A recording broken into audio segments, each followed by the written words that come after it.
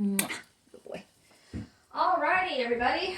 So, this is another set of skills that we are working on in the beginner basics class. Yes, fine.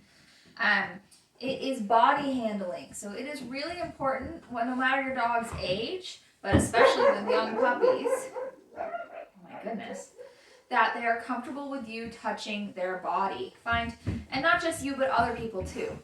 That's where you can get accidental bites and stuff, is with animals who are not used to or comfortable with people touching their bodies or handling their bodies. Then they can get really easily scared or offended when you do touch their bodies. So you want to make sure that you have desensitized body handling. And he's obviously very excited to be playing this game with me. So this is Pluto, aka Mars, from the Bastrop Shelter. He'll be my demo dog today. So the skills that I like to work on in my beginners class are kind of the T's, the tails, toes, and then ears and teeth, or nose. So it's 2 T's, tails, toes, teeth, and ears.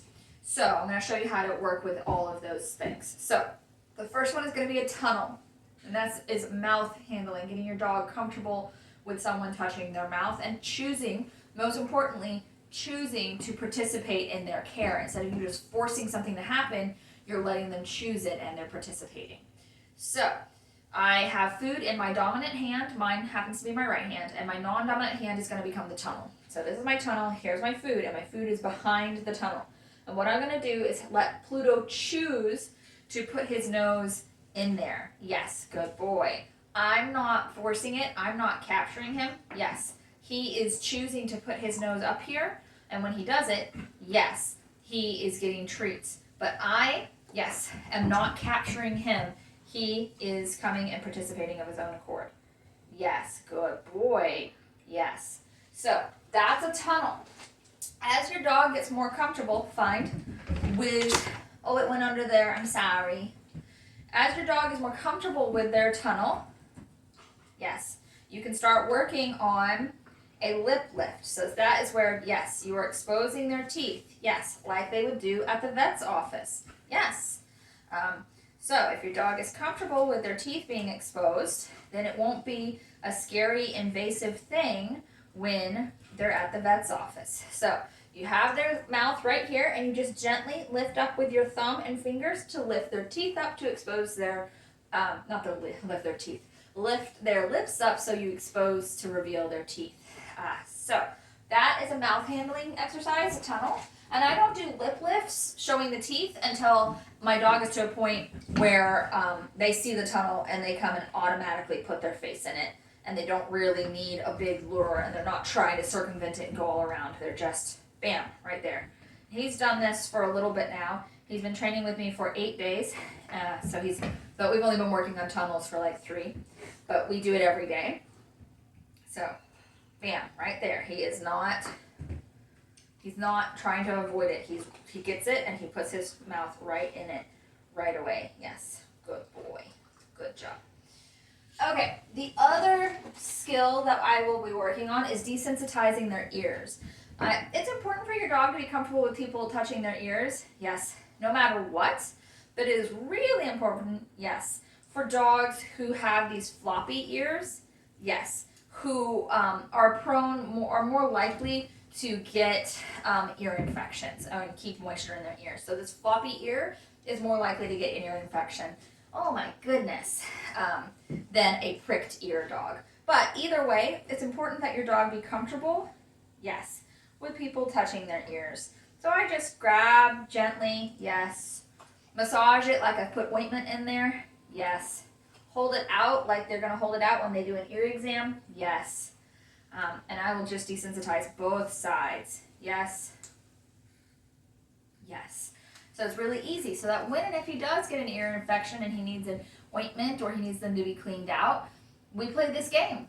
This is not new. This is not scary. The first time you ever touch your dog's ears like this should not be when there's a medical thing going on. You should desensitize ahead of time. Good boy. So then we've got the tail. A lot of dogs are very funny about having their tail touched, and kids love to grab tails, and the vet, of course, is going to grab a tail because that's where the thermometer goes. up the bottom. So if your dog is used to having their tail touched and he's getting really frustrated with me, he wants me to feed him faster, so I'm going to let him kind of work that through for a second.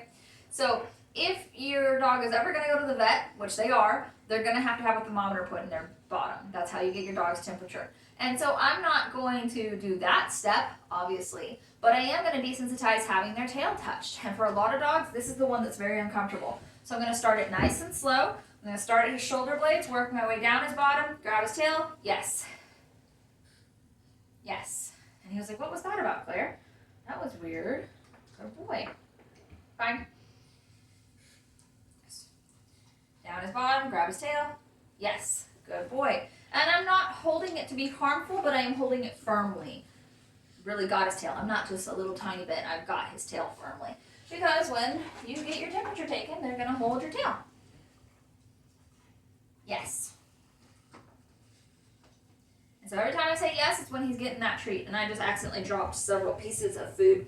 When I say treat with this dog, he's on the all food training program. So it's actually just his regular food that he is working for right now, which is really cool. Good boy. And then the last one, which is probably the most important one for all dogs, is foot handling. Because I know I've met too many dogs out there who have problems with getting their nails done. So you want to make sure that your dog is comfortable having their feet handled so that you can trim their nails, or that the groomer can trim their nails easily, or the vet can trim their nails easily. You do not want to have a dog who has to be sedated in order to have their nails done. And I worked at a vet clinic. There were dogs, who we would have to sedate to be able to do their nails. You don't want that dog. You want to be sure that just normal daily care is not so traumatizing that your dog has to go under general anesthesia or be gassed. Fine. So, with foot handling, I start at the shoulder blades. I work my way down to their elbow. Yes, if they're comfortable with that. Ankle, yes. If they're comfortable with that. Top of the foot, yes. And he's being really fast. He's really eager right now. I'll pick the foot up gently. Yes, good boy. Pick the foot up gently. Yes, good boy. And I will work on each one. Yes, good boy. Notice that I do not ask for a sit here. You do not want your dog to think that every time they sit, they're then going to have their feet handled, because then you'll get a dog who will start trying to paw you. And some people think, oh, that's really cute, that's a shake. I have seen too many dogs who are trained to shake that ended up slapping people. And he's going to be a honking big boy, so we really don't want him to be in the habit of slapping people every time he sits. So I'm not asking for a sit. I'm just touching. Yes. And giving him a treat for letting me touch. If he chooses to sit, that's his own business, but I don't ask for a sit before, because I don't want him to think sit equals now she's going to pick up my foot, so I should pick it up ahead of time and slap her. So I don't ever train shake with puppies. I wait until my dog is well over a year before I'll train shake, because I want them to be responsible enough to understand the difference between a shake and a sit. I've definitely had Great Danes and Boxers and even just cute little dogs that slap the Myrna out of you because somebody thought it was cute to train them to shake. I think shake is one of the worst skills to train from the beginning. It's a cool, fun skill, but not for a baby. All right, thanks for watching the handling exercise video.